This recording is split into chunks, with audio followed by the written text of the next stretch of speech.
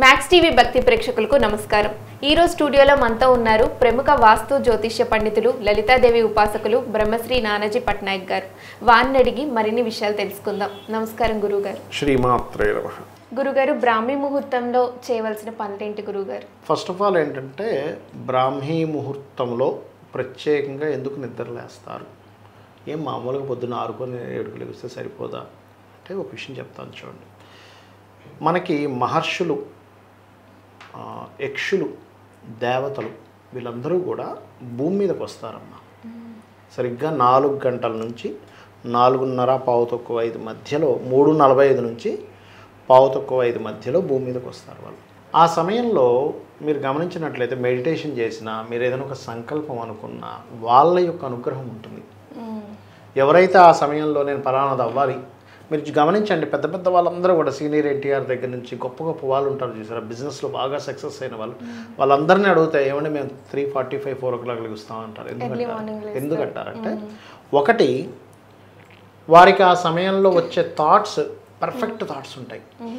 మీరు ఏదైనా ఒక విషయం మీరు రాత్రి నిద్రపోతూ ఆలోచిస్తూ నిద్రపోయారనుకోండి, మీరు నిద్రపోతారేమో కానీ మీ మైండ్ నిద్రపోదు. మీ మైండ్ దాని గురించి సెర్చ్ చేస్తూ ఉంటుంది. ఉదయం 3:30, 4 ఆ ప్రాంతంలో అది ఆన్సర్ ఇచ్చి మిమ్మల్ని నిద్రలేపుతుంది. ఈ సమస్యకి ఎలా పరిష్కారం కావాలి అన్నప్పుడు. ఓకే, అయితే ఉదయం నిద్ర లేచిన వెంటనే చేయవలసిన పని చెప్తానండి. మొట్టమొదటిగా గుర్తుపెట్టుకోండి, గణపతిని తలుచుకోవాలి నిద్ర లేచిన వెంటనే. ఫోన్లో ఇప్పుడు చూడండి, ఇప్పుడు నా ఫోన్లో స్కందుడు చూసారు, అరచేతులు చూడాలి ఇలా కూడా చెప్తూ ఉంటారు, చూడాలని చెప్తూ ఉంటారు. కరాగ్రే వసతే లక్ష్మి కరమధ్యే సరస్వతి అనే ఒక మనకి శ్లోకం కూడా ఉంది. అయితే ఉదయం నిద్ర లేచిన వెంటనే ఇలా ఇలా అనుకొని ఇలా కరాగ్రే వస్తే లక్ష్మి అనే శ్లోకం కూడా చదువుకుంటారు, చూసుకుంటారు కూడా. తప్పే, అది కూడా చేయొచ్చు, తప్పే. ఎందుకంటే ఇది లక్ష్మీదేవి స్వరూపంగా చెప్తూ ఉంటారు, కరములు అనేటువంటిది. గురుగారు, అయితే నాదో సందేహం, అర్థం చూడొచ్చా గురుగారు ఉదయం లేచిన తర్వాత?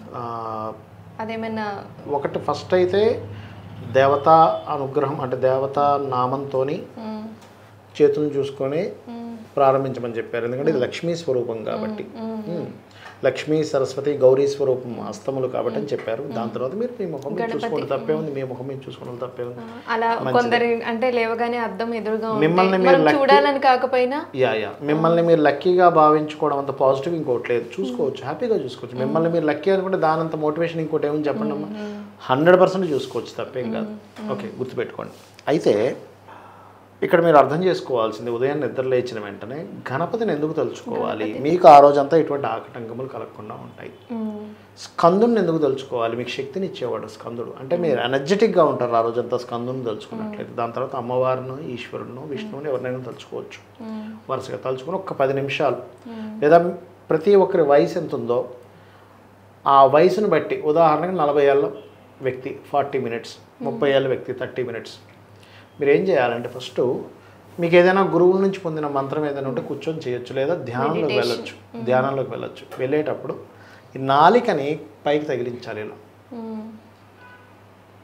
తగిలించి ఈ చిన్ముద్ర అయినా వేసుకోవచ్చు, లేదా కొంతమందికి షుగర్, బీపీ లాంటివి ఉంటాయి, వాళ్ళు ఈ ముద్ర వేయాలి. ఇది అంటే ఈ చిటికిన వేలు, చూపు వేలు పైకి వెళ్తుంది, ఈ మధ్యలో ఉన్న 2 వేలు ఇలా కూర్చుంటే షుగర్, బీపీ లాంటివి కూడా తగ్గిపోతాయి. మెడిటేషన్ చేస్తే కనుక ముద్రా శాస్త్రంలో ఉంది దీనికి షుగర్ తగ్గుతుందని. ఇలా ఉండి ఈ యొక్క భాగంలో ధ్యాస పెట్టమని చెప్పింది శాస్త్రం. ఇది చేశారనుకోండి, దాని తర్వాత మీరు నిన్నటికి వాళ్ళకి ఏం అభివృద్ధి చెందారు గుర్తుపెట్టుకోండి. మీలో ఉండేటువంటి ఎప్పుడు కూడా చాలామంది చూడండి, మోటివేషన్ కావాలంటుంటారు చూసారా. ఫస్ట్ మీకు మోటివేషన్ కావాలంటే మీకు చేయవలసింది ఏమిటంటే, మీలో ఉండే పాజిటివ్స్ ఏంటనే బుక్ మీద రాసుకోవాలి, పేపర్లో రాసుకోవాలి. చిన్నప్పటి నుంచి నాకు మంచి ఫ్రెండ్స్ ఉన్నారు, లేదా నేను బాగా సింగింగ్ చేస్తాను, డ్యాన్స్ చేస్తాను, లేకపోతే నేను బాగా ఆర్ట్ వేస్తాను, లేకపోతే నేను బాగా కన్విన్స్ చేస్తాను మనిషిని. ఏదో ఒక టాలెంట్ ఉంటుంది కదా. ఒక్క టాలెంట్ లేకుండా ఏ మనిషి ఉండడు ఈ భూమి మీద. ఎందుకంటే ఏదో ఒక టాలెంట్ కొట్టాల్సిందే. ప్రతి వ్యక్తిలోని మైనస్ ఉంటుంది, ప్లస్ ఉంటుంది. మైనస్లు మర్చిపోండి. ఎన్నిసార్లు తెలుసుకుంటే ఏం లాభం? మైనస్ని పాజిటివ్ తెలుసుకోండి. ఏమిటి పాజిటివ్? ఏంటి? గుడ్ లుకింగ్గా, గుడ్ టాకింగ్గా, గుడ్ కన్విన్సింగ్ చేస్తున్నామా, లేకపోతే బాగా ఎంత దూరమైనా నడవగలుగుతాం, ఇది కూడా టాలెంటే అమ్మా. ఎంత దూరమైనా నేను వెహికల్ మీద వెళ్ళిపోతానండి అంటాడు ఒక వ్యక్తి, అది కూడా ఒక టాలెంటే. అనుకోని అబ్బా నాకు గొప్ప శక్తిని ఇచ్చాడు భగవంతుడు అనుకోండి. అంటే ఎందుకంటే మీరు ఏదైతే మీ పాజిటివ్స్ని మాటి తలుచుకుంటూ ఉంటారో అది మీకు ఉత్సాహాన్ని ఇస్తుంది. ఎప్పుడైతే మీరు ఉత్సాహంగా ఉన్నారో ఏ పనైనా చేయగలుగుతారు. అలాగే మీరు అప్డేట్ అవ్వాలి. ఈరోజు నేనేం అప్డేట్ అయ్యాను, నిన్నటికి వాళ్ళకి నా అప్డేట్ ఏంటి, సాఫ్ట్వేర్స్లో ఏ అప్డేట్స్ వస్తున్నాయి, ఎప్పటికి అప్డేట్గా ఉండాలి. మనం టెక్నికల్గా అప్డేట్గా ఉండాలి, గుర్తుపెట్టుకోండి. ఫైనాన్షియల్గా అప్డేట్గా ఉండాలి. కొత్త విషయాలు నేర్చుకోవడంలో అప్డేట్గా ఉండాలి. కొత్త విషయాలు నేర్చుకోకపోయినా మీరు వెనకబడిపోతుంటారు సమాజంలో. టెక్నికల్గా మీరు సాఫ్ట్వేర్స్, ఇప్పుడు ఏఐ ఏంటి, ఇప్పుడు ఏఐ కొత్తగా ఏం తెచ్చింది, అప్డేట్ వర్షన్స్ ఏంటి ఏఐలో ఇప్పుడు తెలుసుకోగలగాలి. ఇప్పుడు సాఫ్ట్వేర్లో ఏంటి అప్డేట్ వర్షన్స్ ఏంటి, ఇప్పుడు కొత్తగా బిజినెస్లు ఏమొస్తున్నాయి, మార్కెట్లో మోసాలు ఏం జరుగుతున్నాయి కొత్తగా కూడా తెలుసుకోగలగాలి. లేకపోతే మీకు మోసపోతారుగా. మీరు తెలుసుకోగలిగితే ఏమవుద్దంటే మీకు తెలియకుండా ఒక కాన్ఫిడెన్స్ వస్తుంది. ఎందుకంటే ఎప్పుడు కూడా మనిషి ఎప్పుడు కాన్ఫిడెన్స్ పెరుగుతుందంటే కొత్త విషయాలు తెలుసుకోవడం ద్వారా కాన్ఫిడెన్స్ వస్తుంది. చాలామంది ఏం చేస్తారు, డబ్బులు వెనకబడతారు. నేను పడొద్దు అనట్లే, శాస్త్రం ధనం సంపాదించమని చెప్తుంది. కానీ ఎప్పుడు కూడా ధనం వెనకాతల పడడం కంటే కూడా టాలెంట్స్ వెనకాతల పడాలి. అంటే మీరు మీ యొక్క టాలెంట్స్ ఎంత పెంచుకుంటున్నారు, మీరు కొత్త వర్క్ ఏం నేర్చుకున్నారు, మీరు ఎన్ని కొత్త పనులు నేర్చుకుంటే అంత కాన్ఫిడెంట్ అవుతారు.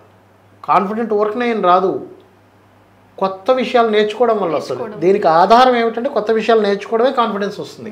ఒక సబ్జెక్ట్ మనకి తెలుసు అన్న దాని మీద కాన్ఫిడెన్స్ అనేది వస్తుంది. ఎప్పుడైనా మీరు చూడండి, ఒక నలుగురు మనుషులు మాట్లాడుతున్నారు, అప్పుడు మీరు వాళ్ళకంటే అద్భుతంగా మీరు ఆ సబ్జెక్ట్ మీద మాట్లాడారు, అబ్బా వీడికి ఇంత విషయం తెలుసు ఆ విషయంలో అని మీకు గౌరవం పెరుగుతుంది. మీ గౌరవాన్ని పెంచేది ఏంటి, మీ తెలివితేటలే, అవునా కదా? కాబట్టి అందుకు అప్డేట్ అవ్వాలి. సొసైటీలో మీరు ఎదగడానికి అప్డేట్ అవ్వాలి, గుర్తుపెట్టుకోండి.